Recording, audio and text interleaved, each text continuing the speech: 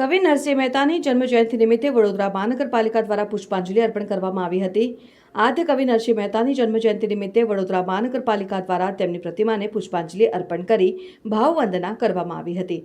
આ પ્રસંગે શહેરના પદાધિકારીઓએ ઉપસ્થિત રહી ભક્ત કવિના જીવન અને કવનને યાદ કર્યું હતું। નરસિંહ મહેતાએ ગુજરાતી સાહિત્યને વૈષ્ણવજન જેવા અમર પદો અને પ્રભાતિયાની ભેટ આપી છે, જે આજે પણ માનવતા અને સમભાવનો સંદેશો આપે છે।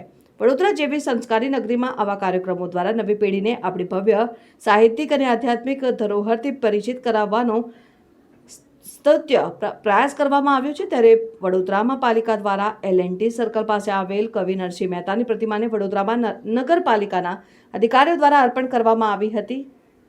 તમે પૂછવાના છો? આજે કવિ નરસિંહ મહેતાની જન્મજયંતિને પુષ્પાંજલિ અર્પણ કરવામાં શું કહેશો? ખાસ કરીને આપણા જે ગુજરાતી સાહિત્યના આદ્ય કવિઓ છે, જેમાં નરસિંહ મહેતાનું પ્રમુખ નામ છે, જે આપણા આદ્ય કવિ તરીકે જાણીતા છે, મીરાબાઈ અને નરસિંહ મહેતા। આજે નરસિંહ મહેતાની જે જન્મ જયંતિ છે એ મુજબનો પુષ્પાંજલિનો કાર્યક્રમ જે દર વર્ષની જેમ કોર્પોરેશન તરફથી રાખવામાં આવ્યો છે। અહીંના જે એમના નાગર લોકોનું જે ટ્રસ્ટ છે એમના તરફથી પણ કોર્પોરેશન ખૂબ સારો સાથ સહકાર મળ્યો છે।